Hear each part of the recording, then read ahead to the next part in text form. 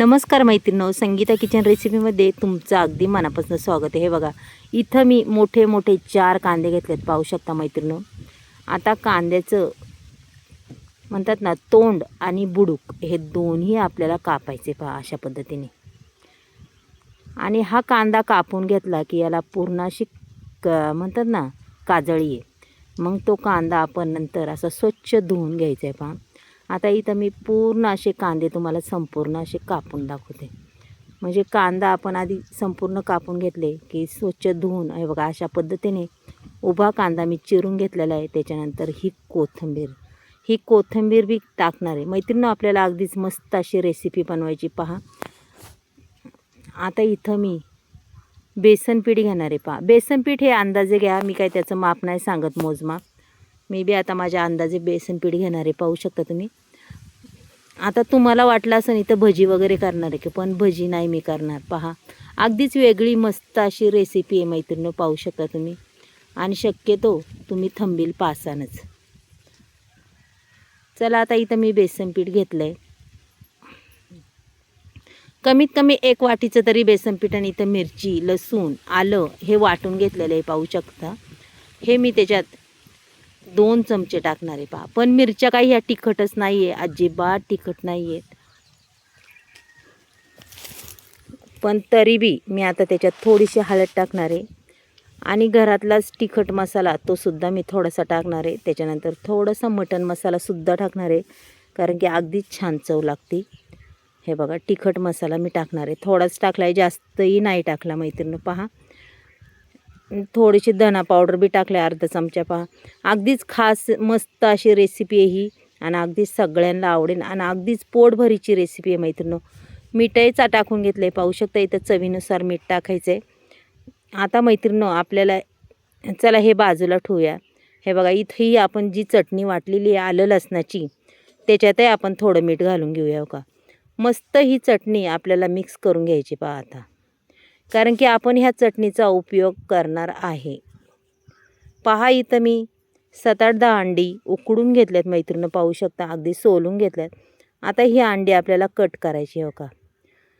अशा पद्धतीने मी अंडं कट करणार आहे, बरं का, पहा। अशी उभी अंडी आपल्याला कट करून घ्यायच्यात। आता तुम्ही नक्कीच ओळखलं असेल की आपल्याला अगदीच मस्त असे याचे पकोडे बनवायचेत, पहा।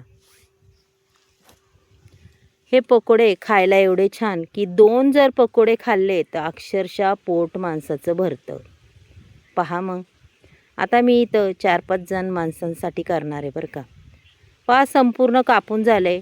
आता ही जी मिरची आहे हिरवीगार, आपण ह्याच्यावर प्रत्येक ह्याच्यावर असं लावून घेणार आहे, पहा। अशा पद्धतीने ही मिरची मी लावून घेणार आहे, पहा। अशी जर मिरची लावली ना, आपल्या पकोड्याला अजूनच चव लागते छान। आता संपूर्ण याच्यावर मी अशा मिरची लावून घेणार आहे मैत्रिणी, पहा। मी तुम्हाला 2-3 दाखवते लावताना, तुम्ही पाहू शकता। अगदीच मस्त असं काहीतरी झणझणीत चमचमीत करायचं मैत्रिणींनो, आणि खरंच खूप खायला छान लागतं, पाहू शकता तुम्ही। की आपली ती मिरची संपूर्ण याला लागणार आहे, संपणार बी आहे, बरं का, शिल्लक नाही राहणार मिरची, पहा मैत्रिणींनो।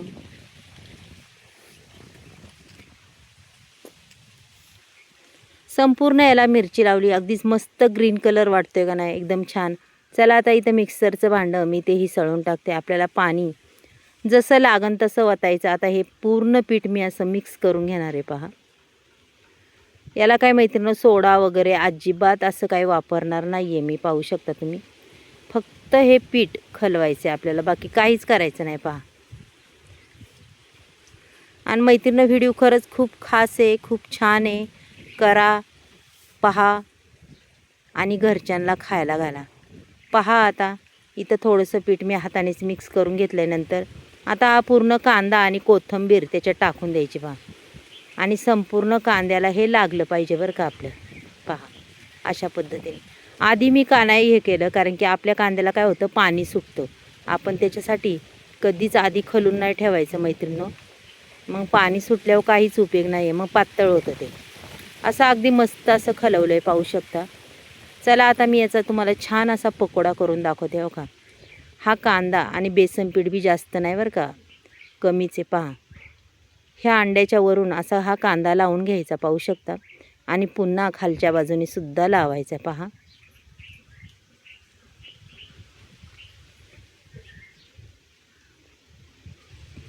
हे बघा, असा मस्त अगदी असं गोल लमकुळा मस्त असा पकोडा आपला झाला पाहिजे तयार.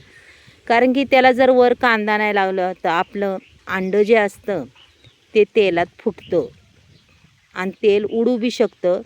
कारण की मैत्रिणींनो, माझ्याच हातावर तेल उडलं होतं. त्याच्यामुळं मी तुम्हाला सांगते की कोणतं बी काम अगदी सावध करायचं, की आपल्याला भाजलं नाही पाहिजे. पहा,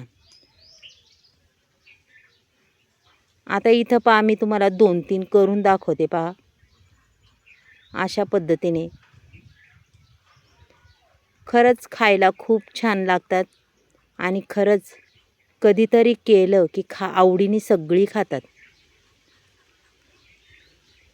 पहा, हा पकोडा एवढा सुंदर लागतो चवीला आणि कुरकुरीत, वरनं अगदीच कुरकुरीत आणि आतमधून सॉफ्ट असा लागतो. ह्यो अंडा पकोडा पहा बरं मैत्रिणींनो, काय सुंदर होतं. एवढंच का, त्याला थोडासा कांदा हा जास्तच लागतो. त्याच्यामुळं कधीही कांदा चिरताना थोडा जास्त चिरायचा, की आपल्या सगळ्या पकोड्यांना पुरला पाहिजे. पहा, मस्त असे 2 केलेले आहेत मी. पहा, आता तुम्हाला नंतर दाखवते बाकीचे. आणि असे मस्त असे तेल तापले. पहा, इथं मी तेलात सोडून दिले. आता त्याच्यानंतर दुसरासुद्धा मी लगेच सोडून देणार आहे. पहा मैत्रिणीनं, जपून टाकत जा, तेल उडू शकतं. रंग एवढा सुंदर दिसतो ना, खूपच सुंदर. आणि पकोडा बी खायला खूपच छान. पहा, अगदी कुरकुरीत असा हा पकोडा झालेला आहे. 2 पाव 2 पकोडे, अगदीच माणसाचं टमटमीत असं पोट भरणार. पहा, छान मस्त कुरकुरीत असं झालेला आहे हा तयार. चला आता मी हे दोन्ही काढून घेते आणि अगदीच तुम्हाला मी संपूर्ण झाले की दाखवते मैत्रिणींनो. पहा,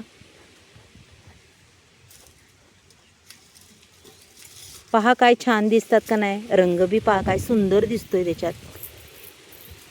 पहा मैत्रिणींनो, आपले पकोडे इथं तयार झालेले आहेत. काही तुम्हाला दाखवलेत. पहा, अगदी सुंदर, अप्रतिम, खायला बी चवदार. तुम्हाला जर आजचा पकोड्यांचा व्हिडिओ जर आवडला असेल तर नक्कीच एक लाईक, एक सबस्क्राईब करा. त्याच्यानंतर मी तुम्हाला असा चिरून दाखवते. पहा, मधी पहा काय आतून सुंदर दिसतो. पहा मैत्रिणींनो, वाटतो का नाही, सुटलं का नाही तोंडाला पाणी. चला मैत्रिणींनो, तुम्हाला जर आजचा व्हिडिओ आवडला तर नक्कीच मला सांगा आणि लवकरात लवकर बनवा आणि खा. चला मैत्रिणींनो, उद्या भेटूया आपण. बाय.